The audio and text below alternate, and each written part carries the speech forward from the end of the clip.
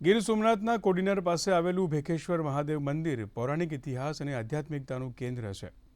માન્યતા છે કે અહીં ભગવાન પરશુરામે તપસ્યા કરી શિવજી પાસેથી પિનાક ધનુષ મેળવ્યું હતું, જે શ્રી રામે સીતા સ્વયંવરમાં તોડ્યું હતું। અહીંનું શિવલિંગ ભેખડમાંથી સ્વયંભૂ પ્રગટ થયેલું છે। શિંગવડા નદીના તટે પ્રકૃતિના ખોળામાં આવેલું આ મંદિર શ્રાવણ માસમાં ભક્તોથી ઉભરાય છે।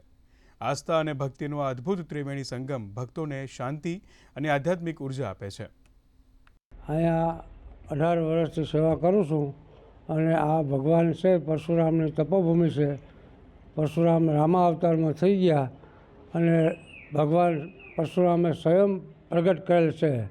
અંદર જે નીચે ગુફા છે, ગુફામાં ભગવાન શિવ એકલા છે, કોઈ બીજા પાર્વતી નથી, નંદી નથી, કાચબો નથી, કોઈ દેવ બીજા છે નહીં। સ્વયં પરશુરામ ભગવાનની તપોભૂમિથી શિવ પ્રગટ થયેલ છે।